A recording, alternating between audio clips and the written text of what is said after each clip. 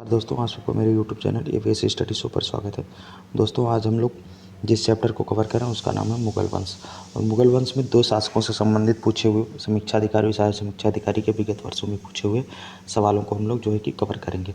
तो आज हम लोग कवर करेंगे बाबर से संबंधित आए हुए सवाल और हुमायूं और शेरशाह सूरी से। तो चलिए देर न करते हुए शुरू करते हैं। आपके सामने है पहला सवाल। अफगानिस्तान पर आधिपत्य के समय बाबर को किसने भारत पर आक्रमण करने के लिए निमंत्रण दिया था? पूछ रहा है कि अफगानिस्तान पर आधिपत्य के समय बाबर को किसने भारत पर आक्रमण करने के लिए जो है कि निमंत्रण दिया था। तो अब ऑप्शन दे रहा है कि उस्ताद अली, फिर उसके बाद उस्ताद अली हैं, फिर हैं आपके उस्ताद अली, फिर मुस्तफ़ा, दौलत खान और हसन खान। तो इसमें से इनवाइट करने वाले बाबर को इनवाइट करने वाले भारत पर जो है कि थे दौलत खान।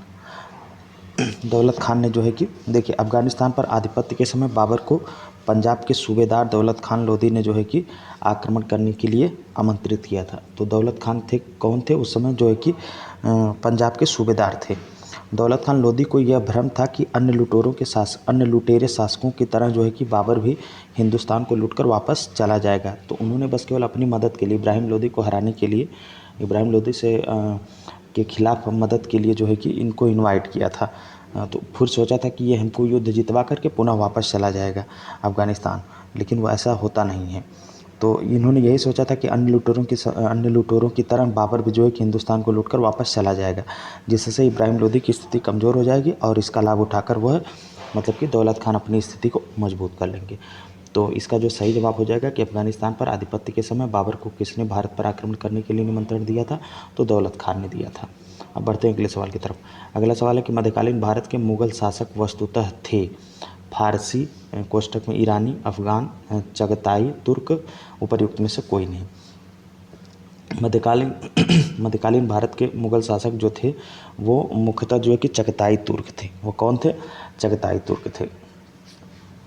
और ये जो चगताई तुर्कों की ये शाखा थी, इनका नाम जो है कि प्रसिद्ध मंगोल नेता चंगेज खान के नाम पर जो है कि चंगेज खान के द्वितीय पुत्र के नाम पर पड़ा था, जिसके अधिकार में मध्य एशिया तथा तुर्कों का देश तुर्किस्तान आता था। तो इतना था इस सवाल में। चलते हैं अगले सवाल की तरफ। राणा सांगा ने निम्नलिखित युद्धों में से किसमें बाबर के विरुद्ध लड़ाई की थी? राणा सांगा ने निम्नलिखित युद्धों में से जो है कि किस युद्ध में जो है कि राणा सांगा के खिलाफ लड़ाई की थी? ऑप्शन है पानीपत का युद्ध, खानवा का युद्ध, चंदेरी का युद्ध, घाघरा का युद्ध। तो बाबर और राणा सांगा के बीच जो युद्ध हुआ था वो था खानवा का युद्ध। देखिए, बाबर ने खानवा के युद्ध में जो है कि खानवा के युद्ध में ही जिहाद की भी घोषणा की थी। और जो खानवा का युद्ध हुआ था, यह हुआ था आपका 16 मार्च 1527। ये देखिए एपीएस का जो पेपर हुआ था अभी पिछली बार, मतलब इसी जनवरी में इसी वर्ष, तो उसमें पूछा गया था खानवा के युद्ध का बिल्कुल डेट के साथ। वैसे तो केवल हर जगह मिल जाता 1527, लेकिन उसमें डेट के साथ पूछा था। तो आप लोग याद रखिएगा, डेट के साथ है 16 मार्च 1527 ईस्वी को जो है कि खानवा का युद्ध हुआ था बाबर और राणा सांगा के बीच। और इस युद्ध में जो है कि राणा सांगा पराजित होते हैं। और इस युद्ध में विजय मिलने के पश्चात जो है कि बाबर ने गाजी की उपाधि धारण की थी। किसकी उपाधि धारण की थी? गाजी की उपाधि। तो इस विकल्प में जो है कि इस सवाल में जो अन्य विकल्प दिए हैं उन युद्धों के बारे में देख लेते हैं, क्योंकि आने वाले समय में उनसे सवाल बन सकता है। पानीपत का युद्ध, खानवा का युद्ध तो हुआ ही था, इस सवाल का मतलब कि इस सवाल में ही पूछा था खानवा युद्ध के बारे में। और तीसरा है चंदेरी का युद्ध, और चौथा है घाघरा का युद्ध के बारे में देख लेते हैं। तो देखिए, जो पानीपत का जो प्रथम युद्ध हुआ था, ये हुआ था 21 अप्रैल 1526 को। कब हुआ था? 21 अप्रैल 1526 को। इसका परिणाम ये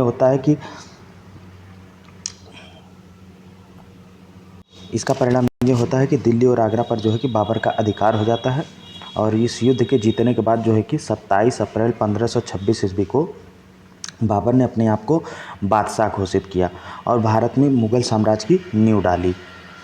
इसी युद्ध में बाबर ने जो है कि तुलुगवा युद्ध पद्धति का जो भी प्रयोग किया था।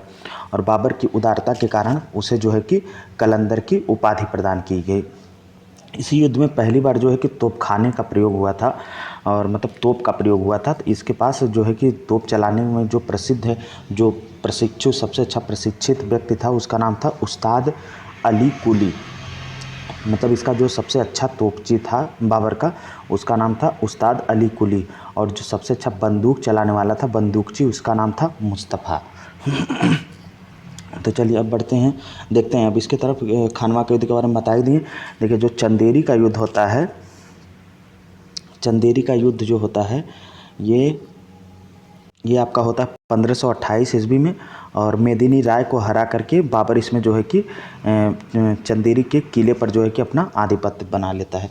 अब घाघरा का युद्ध देख लेते हैं। घाघरा का युद्ध जो हुआ तो वो हुआ था 5 मई 1529 ईस्वी को। बाबर और महमूद लोदी के जो है कि मध्य यह युद्ध हुआ था। और खानवा के युद्ध में जो है बाबर विजयी हुआ, और यह बाबर का अंतिम युद्ध भी था। अब बढ़ते हैं अगले सवाल की तरफ। अगला सवाल है क्वेश्चन नंबर 4, निम्नलिखित में से किस शासक ने शाहरुख नामक चांदी का सिक्का जो है कि चलाया था? अकबर, बाबर, हुमायूं या शाहजहां? तो शाहरुख नामक चांदी का सिक्का जो चलाने वाला था वो था बाबर। बाबर ने जो है कि शाहरुख नामक चांदी का सिक्का चलाया था। अब बढ़ते हैं अगले सवाल की तरफ। देखिए बाबर से संबंधित आए हुए सवाल बस इतने ही थे। अब तक समीक्षा अधिकारी, सहायक समीक्षा अधिकारी के जो है कि परीक्षा में बाबर से संबंधित इतने ही सवाल पूछे गए हैं, जिसको हमने आप लोगों को करा दिया। अब देखते हैं हुमायूं और शेरशाह से संबंधित कितने सवाल पूछे गए हैं। पहला सवाल है कि शेरशाह सूरी का अंतिम अभियान निम्नलिखित में से किस राज्य के विरुद्ध था? देखिए शेरशाह का जो अंतिम अभियान था वो था कालिंजर के विरुद्ध। किसके विरुद्ध था? कालिंजर के विरुद्ध जो है कि इसका अंतिम अभियान था।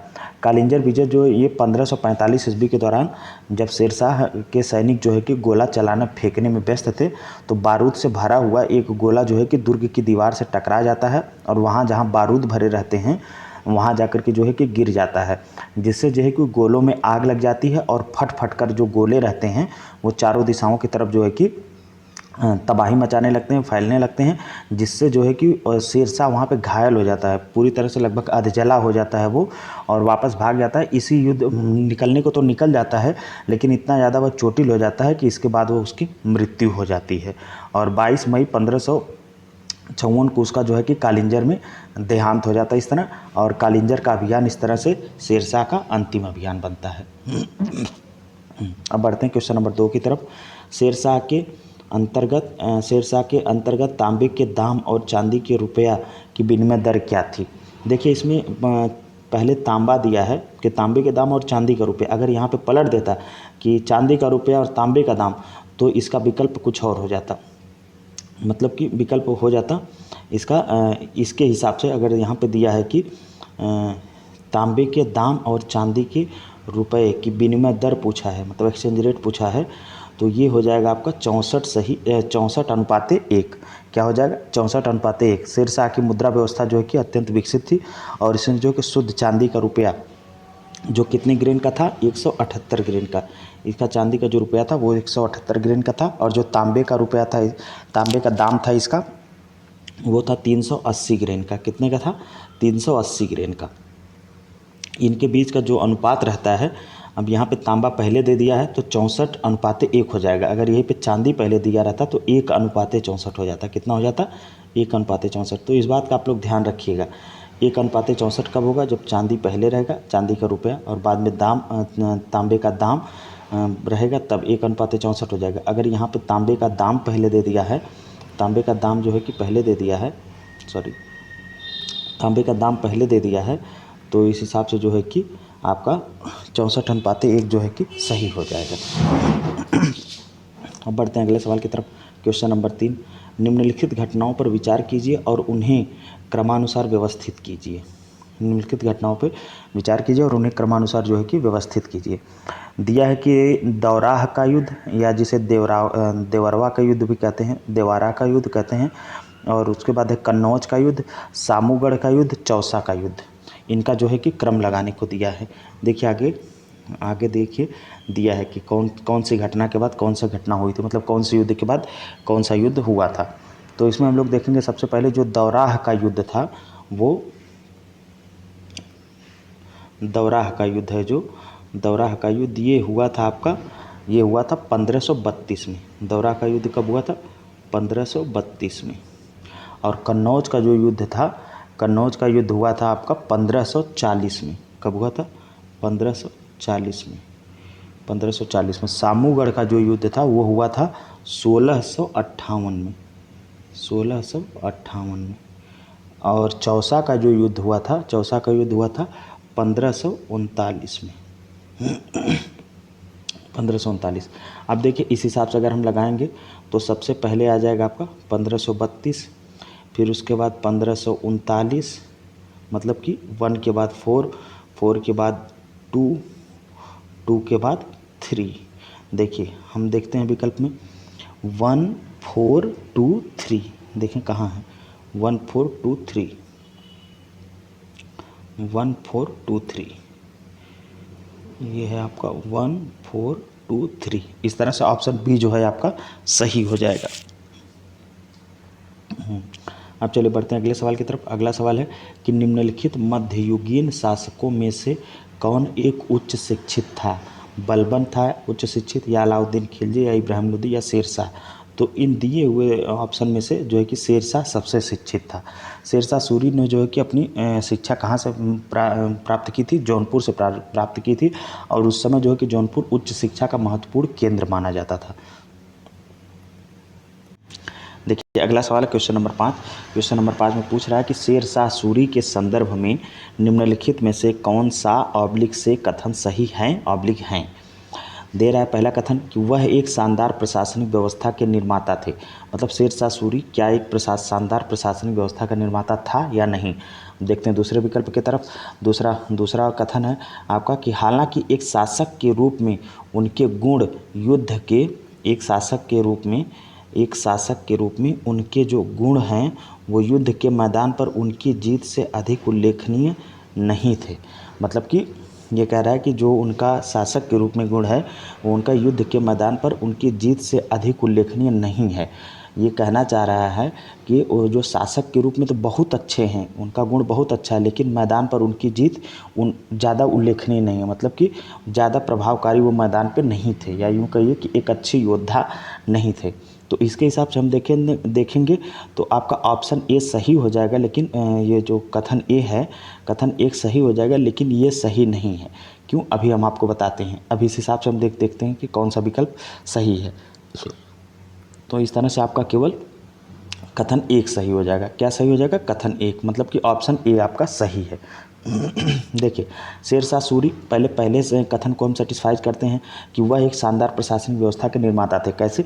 देखिए शेरशाह सूरी जो है मध्ययुगीन भारत के शासकों में एक महत्वपूर्ण स्थान रखता है और वह एक शानदार प्रशासनिक व्यवस्था का निर्माता था। प्रशासन के क्षेत्र में उसके द्वारा जो सुधार के कार्य किए गए थे वो उसकी वजह से उसे जो माना जाता है कि वो बहुत अच्छा जो है कि प्रशासक था। इसकी नीतियों का अनुकरण आगे चल के अकबर भी करते हैं। तो इस वजह से हम कह सकते हैं कि वह एक मतलब उसने अपने शासनकाल में सिक्के चलवाएं और कई तरह के सुधार उसने किए, ऐसे सुधार किए कि जिससे हम कह सकते हैं कि वो एक अच्छा प्रशासक था। अब देखिए अच्छा प्रशासक और भी हम बताएंगे कि क्या क्या वह काम किए थे अभी इससे दूसरे कथन में जब तुलना करते हुए कि वो अच्छा प्रशासक केवल थे बल्कि युद्ध के मैदान में अच्छे नहीं थे। तो ये बात गलत है, उल्लेखनीय नहीं, मतलब उनका युद्ध के मैदान में जीत से अधिक उल्लेखनीय नहीं है। तो इस बात जब इस स्टेटमेंट को हम वो सर्टिफाई करेंगे तब हम बताएंगे। देखिए क्या होता है कि एक शासक के रूप में शेरशाह के गुण युद्ध के मैदान पर उनकी जीत से अधिक उल्लेखनीय थे, जबकि ये कह रहा है कि उल्लेखनीय नहीं थे। अब हमें यही सिद्ध करना है कि कैसे उल्लेखनीय थे। देखिए युद्ध के मैदान पर यदि उसे कुछ युद्धों में सफलता प्राप्त हुई तो कुछ युद्धों में वो जो क्या था असफल भी था, कुछ युद्धों में जो असफल भी हुआ था, असफलता का उसे सामना करना पड़ा था। जैसे उदाहरण के लिए हुमायूं ने जो है कि देवरा नामक स्थान पर अफगानों को पराजित कर दिया था, तो जिसमें शेरशाह सूरी भी था। तो वो एक मतलब कि कुछ युद्ध वो जीता था तो कुछ युद्ध वो हारा भी था। और इसी तरह से जो है कि शेरशाह द्वारा मेवाड़ पर विजय जो है कि विश्वासघात का प्रतिफल थी। मतलब मेवाड़ पर जो शेरशाह ने विजय प्राप्त किया था वो एक तरह से देखा जाए तो विश्वासघात उसमें किया था। जबकि प्रशासक के रूप में उसके द्वारा जो कार्य किए गए थे वो इतिहास में बहुत महत्वपूर्ण स्थान रखते हैं। उसके द्वारा जैसे कौन कौन से कार्य किए गए थे, जैसे राजस्व में सुधार, वही हम देखिए प्रशासनिक व्यवस्था के निर्माता के रूप में अब यहाँ पे हम बता रहे हैं कि उसने क्या क्या किया था। उसने जो है कि राजस्व व्यवस्था में सुधार किया था और सैन्य सुधार किया था, और अलाउद्दीन खिलजी द्वारा जो है कि भारत में स्थापित घोड़ों को दागने की प्रथा को उसने जो है कि कड़ाई से लागू किया।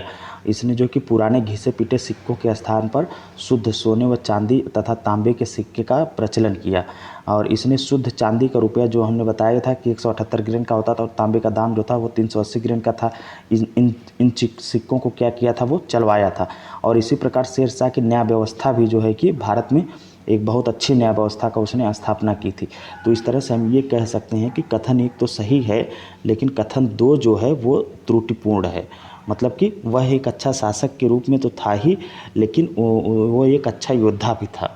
ये कह रहे हैं कि वो एक अच्छा योद्धा नहीं था, जबकि वो एक अच्छा शासक भी था और एक अच्छा योद्धा भी था, दोनों गुण थे उसमें। अब बढ़ते हैं अगले सवाल की तरफ। आई थिंक यहाँ ये देखिए आज के सेशन का, आज की क्लास का ये आखिरी सवाल भी है। सवाल दिया है, पूछा गया है प्रश्न कि दिल्ली के पुराने किले के भीतर बनी मस्जिद किला-ए-कुहना का निर्माण किसने किया था। किला-ए-कुहना मस्जिद का निर्माण किसने किया था। ऑप्शन में है कि हुमायूं ने, या शेर शाह ने, या अकबर ने, या शाहजहां ने। तो किसने किया था, शेर शाह ने। कहाँ का, दिल्ली के पुराने किले के भीतर बनी मस्जिद किला-ए-कुहना, कौन सी मस्जिद का, किला-ए-कुहना का निर्माण जो है कि शेर शाह ने करवाया था। देखिए दिल्ली के पुराने किले का निर्माण जो है कि हुमायूं ने करवाया था। दिल्ली का जो पुराना किला था उसका निर्माण हुमायूं ने करवाया था। और दिल्ली स्थित जो पुराना किला के भवन में जो है कि किला-ए-कुहना मस्जिद थी, और उसका निर्माण जो है कि शेरशाह सूरी ने करवाया था। तो ये दोनों चीज़ें आपको याद रखना। पुराने किले का निर्माण हुमायूं ने करवाया था, लेकिन उस पुराने किले में जो कुहना मस्जिद थी, किला-ए-कुहना मस्जिद, उसका निर्माण जो है कि शेरशाह सूरी ने करवाया था। तो आज के वीडियो में बस इतना ही रहने देते हैं। अगर आप लोगों को वीडियो पसंद आया हो तो लाइक करिए और चैनल को सब्सक्राइब करिए। धन्यवाद।